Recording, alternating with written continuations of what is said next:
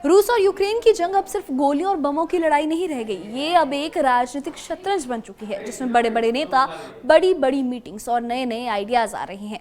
और इनमें से एक नया और सबसे ज्यादा विवादित जो आइडिया आया है वो है जमीन की अदला बदली यानी लैंड स्वैप का। ये आइडिया किसी आम राजनेता ने नहीं बल्कि अमेरिका के राष्ट्रपति डोनाल्ड ट्रंप ने दिया है। ट्रंप का कहना है कि अगर रूस और यूक्रेन कुछ जमीन का एक्सचेंज कर लेते हैं तो ये जंग खत्म हो सकती है। उनके शब्दों में कहा जाए तो कुछ लैंड स्वैप होगा। मैंने रूस से बात भी की है और सबसे बात की है, ये दोनों के लिए अच्छा भी होगा और बुरा भी होगा। मतलब उनका प्लान है कि रूस को वो इलाके दे दिए जाए जो पहले से वो कब्जा किए बैठा है और बाकी यूक्रेन अपने पास रख ले। उनके हिसाब से ये कॉम्प्रोमाइज होगा और इससे खून खराबा रुक जाएगा। लेकिन असली मसला कहाँ है? मसला ये है कि जिस जमीन की बात हो रही है वो कानूनी और ऐतिहासिक तौर पर यूक्रेन की है। रूस ने उस पर सैन्य बल से कब्जा कर लिया है। तो अगर ये डील होती है तो सीधा फायदा व्लादिमीर पुतिन का है यानी रशिया का है और सीधा नुकसान व्लादिमीर ज़ेलेंस्की यानी यूक्रेन का है। यूक्रेन के राष्ट्रपति व्लादिमीर ज़ेलेंस्की इस प्लान से बिल्कुल भी खुश नहीं है। उन्होंने साफ शब्दों में कहा है कि यूक्रेन का दूसरा बंटवारा नहीं होगा, हमारी जमीन हमारी है, हम किसी भी कीमत पर अपनी मिट्टी गिफ्ट में नहीं देंगे। ज़ेलेंस्की का ये भी तर्क है कि पुतिन का असली एजेंडा शांति नहीं बल्कि उनकी जमीन पर कब्जा करना है और अगर आज जमीन दे दी गई तो कल पुतिन और आगे बढ़ेंगे। यूक्रेन का संविधान सबसे बड़ा अवरोध इसमें करता है। ज़ेलेंस्की की ये जो पोजीशन है सिर्फ भावनाओं पर नहीं बल्कि कानून पर भी टिकी हुई है। यूक्रेन के संविधान में साफ लिखा है कि देश की कोई भी जमीन किसी विदेशी ताकत को नहीं दी जा सकती, चाहे हालात कितने भी खराब हों। इसका मतलब ये हुआ कि लैंड स्वैप करने के लिए पहले संविधान बदलना पड़ेगा और ये बहुत बड़ा मुश्किल काम है क्योंकि यूक्रेनी जनता खुद इसके खिलाफ है। मैदान में जनता का मूड ये सिर्फ नेताओं की बहस नहीं है, यूक्रेन के लोग भी अपनी ज़मीन छोड़ने को तैयार नहीं है। उदाहरण के तौर पर बात की जाए तो खारकीव में फ्रंटलाइन पर तैनात एक महिला सैनिक है, 2 बच्चों की मां है, लेकिन आज वो रूस के ड्रोन गिराने वाली डिफेंस यूनिट चला रही है और उनका कहना है कि हम अपने घर की हिफाजत के लिए लड़ रहे हैं। अगर घर डोनेट्स्क या लुहांस्क में है और वो कब्जे में चला गया तो हम क्यों लड़ रहे हैं? हमारी पूरी ज़मीन हमारी होगी, कोई लैंड डील हमें नहीं चाहिए। ऐसी कहानियां हजारों हैं, हजारों ऐसे लोग हैं जो इस लैंड स्वैप के अगेंस्ट है। किसान, शिक्षक, इंजीनियर सब किसी न किसी रूप से फ्रंटलाइन पर आ गए हैं। कई गांव ऐसे भी हैं जहां लोग कहते हैं कि हमारी मिट्टी का एक चम्मच भी हम किसी को नहीं देंगे। और अब आते हैं उस बड़ी मीटिंग पर जिसका असर पूरी दुनिया पर हो सकता है। 15 अगस्त 2025 को अलास्का में पुतिन और ट्रंप की मुलाकात होगी।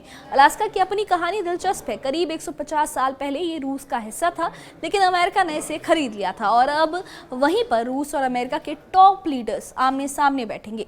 एक जंग खत्म करने की कोशिश में वो आमने सामने बैठेंगे, लेकिन उससे पहले ही ट्रंप ने लैंड स्वैप वाले बयान से उसके जो ये बयान है, इनके इस बयान ने ज़ेलेंस्की को मुश्किल में डाल दिया है क्योंकि इसका मतलब है कि अमेरिका का नया राष्ट्रपति पहले से पुतिन को रियायत देने के मूड में रखते हैं और उनका जिस तरीके से वो पहले यूक्रेन को सपोर्ट कर रहे थे उस सपोर्ट की अब कोई सेंस नहीं बन रही है अगर वो यूक्रेन को एक हिसाब से आत्मसमर्पण करने के लिए कह रहे हैं क्योंकि यूक्रेन अपनी ज़मीन नहीं देना चाहता। वो एक काफ़ी बड़ा हिस्सा है जिस पे रूस ने कब्जा कर लिया है और अब जो अमेरिकी राष्ट्रपति है वो कह रहे हैं, उनका ये आइडिया है कि अगर लैंड स्वैप कर लिया जाए तो फिर ये जंग है रुक सकती है। लेकिन इस तरीके से जंग को रोकने के लिए यूक्रेन बिल्कुल भी राज़ी नहीं है।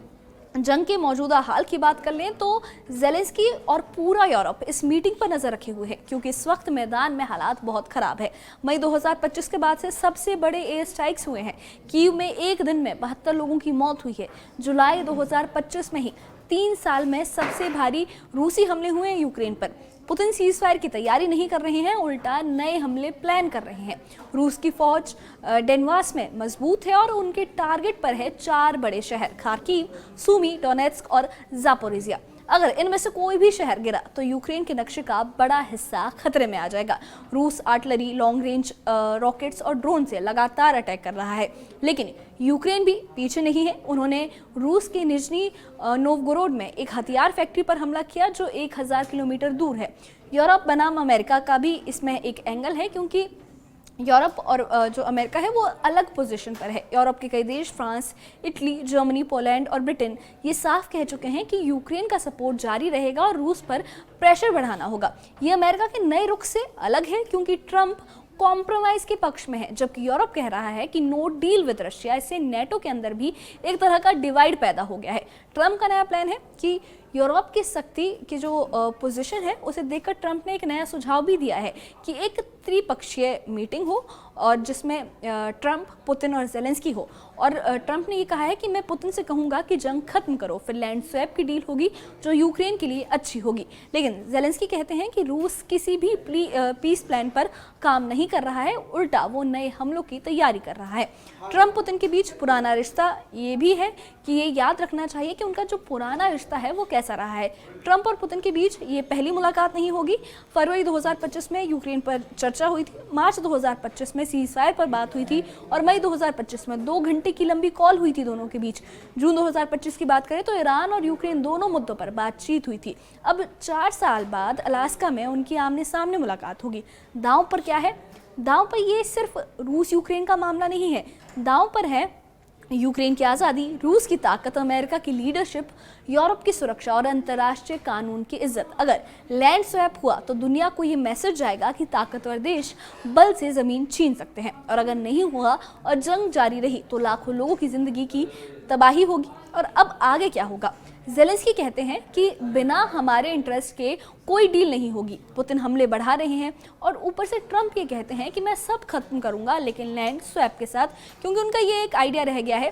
क्योंकि उससे पहले उन्होंने रूस को अल्टीमेटम दिए, पहले 50 दिन का अल्टीमेटम, फिर वो अल्टीमेटम घटा के 10 से 12 दिन का कर दिया गया। और अब जब वो वक्त ख़त्म होता नज़र आ रहा है, उससे पहले ट्रंप ने ये भी कहा था कि अगर इस समय सीमा के अंदर रूस ने यूक्रेन पर हमले खत्म नहीं किए, बंद नहीं किए, एक सीज फायर की डील साइन नहीं की, तो फिर इसमें सैन्य रूप से अमेरिका भी शामिल होगा। लेकिन अब जैसे ही वो समय सीमा खत्म हो गई है, जो अमेरिका है, जो डोनाल्ड ट्रंप है अमेरिकी राष्ट्रपति, वो एक नए आइडिया के साथ आ गए हैं कि हम अब लैंड स्वैप के ज़रिए इस जंग का ये जो मसला है इसे हल करेंगे। लेकिन अब ये उनका जो रुख है उनके पुराने रुख से काफ़ी अलग नज़र आ रहा है, क्योंकि वो पहले खुलकर यूक्रेन का सपोर्ट कर रहे थे और खुलकर रशिया के खिलाफ बोल रहे थे।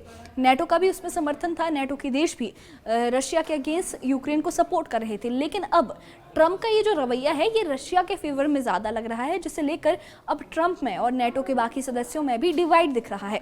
और अब सवाल ये है कि क्या अलास्का की मीटिंग इस जंग को रोक देगी? क्या पुतिन झुकेंगे या ये जंग और लंबी खिंचेगी?